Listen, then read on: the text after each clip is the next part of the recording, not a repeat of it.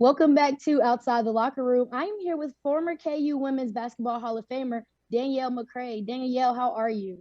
I'm doing good. How are you? I'm doing well. It was just a week ago when you and I were both in New Orleans, and you were telling me about transitioning from a student athlete to now a business owner. Could you tell the viewers a little bit about what it's like being a fleet owner?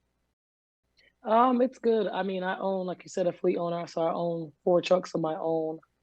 Day to day, I do everything day to day. I have four drivers, and it's just kind of like making sure they're on time to their deliveries, waking up at 7, 8 a.m., getting on my computer in my office to book these loads, and just maintaining them and making sure, the loads are picked up on time, delivered on time, and making sure I keep my trucks running. So it's been pretty good. I mean, it's fun for me.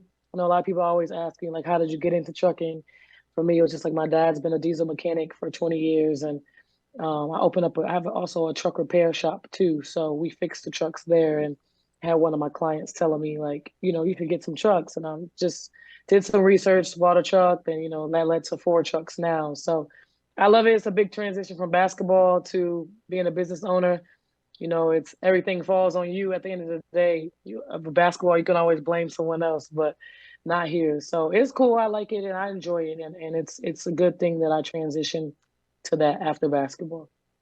Danielle, most people are kind of hesitant about going into business with family members, but you sort of embrace that. Could you talk about the dynamic between you and your father? Yes, it's really good. I'm a daddy's girl. Always been a daddy's girl. So it's easy.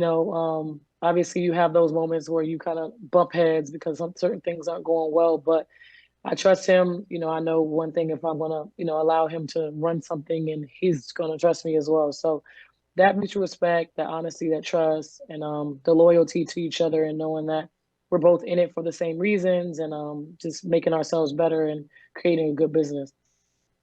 And it's so cool watching you post about your business. I was watching your Instagram story the other day. You were posting about the Mm, routes that were going out. I thought that was so cool. But I right. want to kind of transition to talk about something important. WNBA star Brittany Griner was released about 2 months ago. And Hmm. however traumatic her situation was, I want to kind of talk about how Black women are expected to show up in sports because a lot of fans and spectators chose to talk about her locks and the way she dressed and Hmm. just a bunch of things that should not matter. You've played in the Hmm. WNBA, you've also played overseas. Have you Hmm. ever felt, that societal pressure or just like you Hmm. don't belong in this space because of your hair, because of how you dress? For me, no, I feel like it's a safe space for us, as players. Like outsiders, like I don't really get into it, but I feel like it's a safe space for us because there's other women that, dress the same as you, or, that don't care. So I feel like that's the norm now. A lot of people are accepting it, and a lot of people, have their things to say, but at the end of the day, it's what makes you happy. And I feel like her situation, it was unfortunate. And she's a really close friend of mine, so it was tough for me, to see her go through that. But it's you're always gonna have someone, no matter what. I feel like even if you do right, it's gonna be someone talk about something. So I just feel like long as you have that, that respect around you, those supportive friends and family, then it'll be okay. So. You mentioned her being a close friend. Were you able to Mm, kind of contact her since her return home?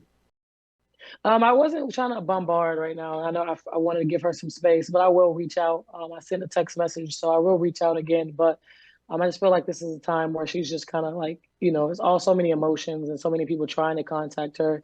And I know, like, when she comes to Atlanta, like, everyone's going to be here, supporting. So I'm just trying to find the right moment to, allow myself to just, to speak to her.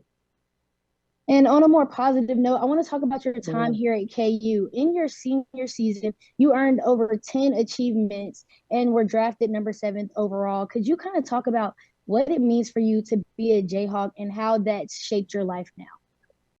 It has shaped it a lot. Like, I love, it's going to games, watching the game still, coming back from late night. I've been there, not this past season, the previous season.